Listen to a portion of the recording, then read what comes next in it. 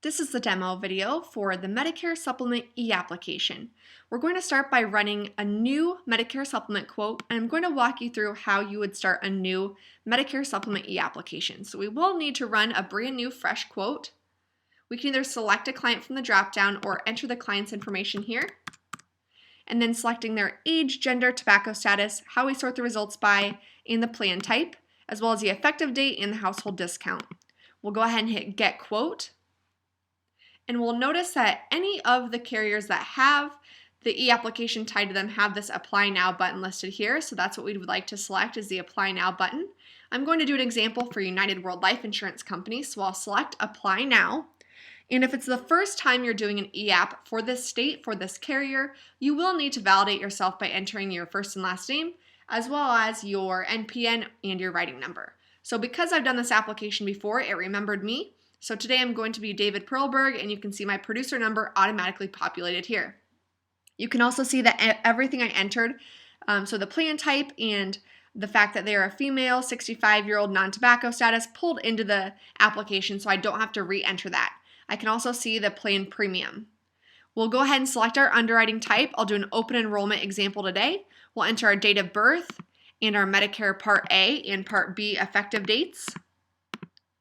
So we'll go ahead and enter this information, and then in the next piece of the application coming up, it will actually pull in this information. So you don't have to enter your Medicare Part B, A, and B effective dates more than once. So it makes it a very smart e-app. So as you enter things, it remembers it, so it saves you time and keeps it nice and organized for you as you go through the e-app. So we'll move to our next section after we've selected our underwriting situation here. We'll click Continue. And then it will ask the applicant information, how they heard about us. We'll say radio. And then here on the left-hand side of the screen, it'll ask about our plan type. So we already said Plan G because that's what we ran the quote for. But maybe if we change it to a Plan N, you'll notice it updates in real time, and it will change the price from the Plan G rate of $129.55 to the Plan N rate of $106.84. So it updates in real time, which is great to know. We'll go ahead and enter our first and last name of our client, their address, the zip code, city, and state. It will ask if our mailing address is different from a resident address. We'll say no. We'll enter the phone number, the email address of our applicant. Now, this is a very important piece to enter. You'll want to double and triple check. See, I just made a typo there. You'll want to double and triple check this because this is where the email will be sent for e-signature. So make sure you double check your client's email address, double and triple check that, and then you'll confirm their age, date of birth, their gender. Again, that's all pulled in from previously when you ran the quote. We'll enter their height and weight. And then it will update because it's trying to see if that height and weight moves them to a different rating class. Then we'll say for tobacco status or not for our client, if we'd like to receive our explanation of benefits, and then if we'd like a temporary Medicare Supplement ID card. We'll go ahead and hit Continue.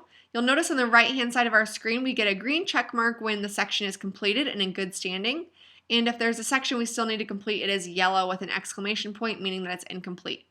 It'll ask if we want the household discount. If we select yes, it will drop down this dependent information about that household resident so we can prove that we qualify for that household discount.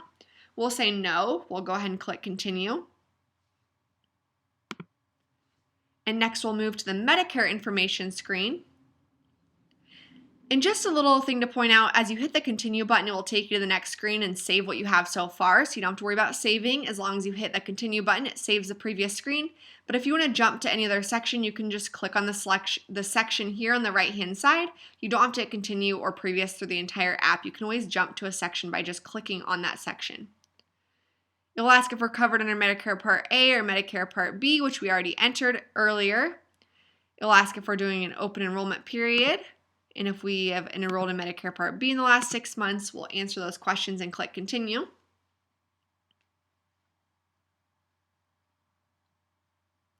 And then it will ask about previous or existing information. So we'll go ahead and answer each of these questions here.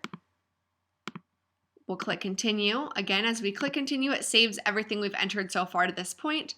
so we can feel secure that, if we need to shut down our computer, we've got to go somewhere else, or something else comes up, a client walks in and we need to X out of this, it will save everything you've entered at this point.